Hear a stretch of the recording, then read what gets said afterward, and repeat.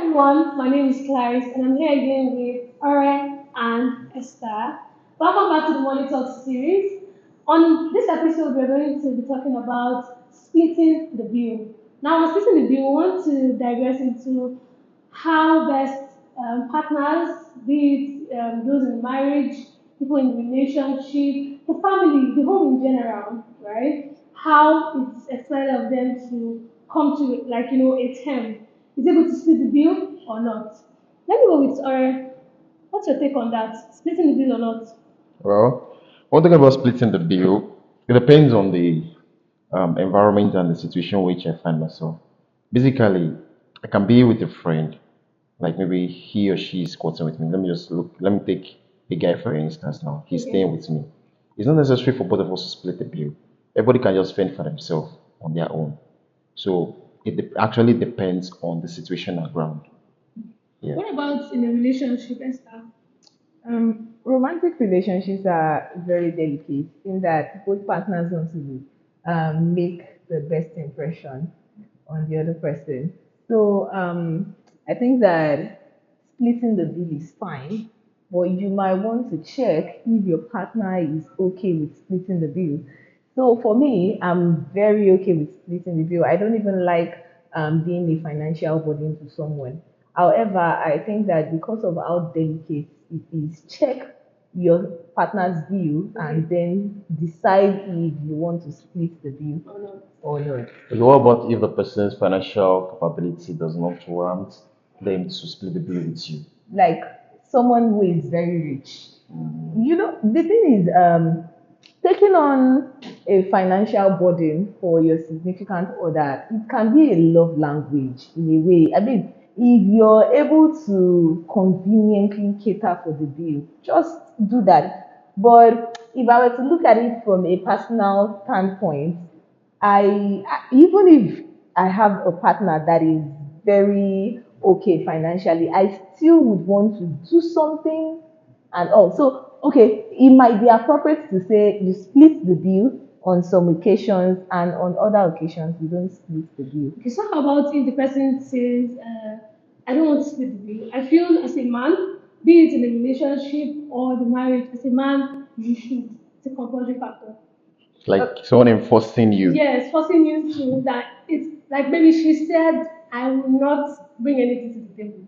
You are the man, so you should bring something to the table. You should bring everything to the table. So, how can you handle that kind of situation? When it comes to relationship, it has to work with wisdom. Like you have to understand your partner. Sorry for that. You have to understand your partner.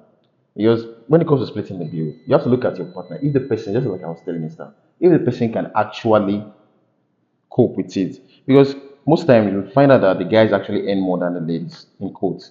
They earn more than the ladies. So it may not necessarily demand for you guys to split the bill 50-50. Just like basic things in the house, like both of you are living together now. Yes, as a guy, maybe you really want to pay like light bills, TV subscription, and so, but there are little things like you can't be expecting me to come and be buying Maggie for you. Do you understand? It's not possible. So those kind of things is actually you're already splitting the bill, even as more as the Maggie is 20 naira. That's already splitting the bill indirectly. Yeah. But can I So just say something? Sorry to cut you okay, short. no problem. I wanted to correct you on the part where you said guys earn more than ladies. No, Do I you know said in quotes, not. thank you.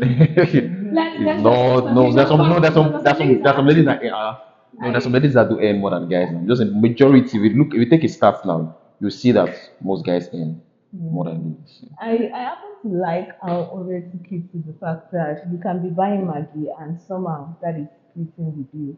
So to answer your question, Clarice, I think that if you're with someone, you should it is bad behavior for you to actually insist and say, I'm not going to split the bill unless you have a prior agreement that that person will take all the bills. And it's a red flag, really. You don't want to be married to someone who would not carry any financial burden in the house.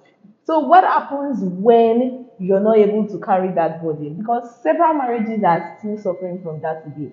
There are several women who believe that they don't have to bear any financial burden in the family, despite earning more than their spouse. In fact, when it comes to marriage, I happen to have a different view. My view is that who should pay more? How should the bills be split? Whoever earns more should pay more in the family. Okay. I So, actually agree with you, I agree with you, not kind of, but I agree with you 100%. I feel that as a person, you should also learn how to share. mhm. You know, this burden is not just for the upkeep of the family. We also talk about school fees. Imagine you're married, the children's school fees, the day to day, the daily bread. Yeah, so if you cannot split certain things with your partner, even except he has the money, but I still feel that as a partner, even that little support can actually be done. Imagine you 1 million and your partner is bringing at least, let's say, 500K. It's a very big plus. Yeah. Yes, it's a very big plus and it eases the body.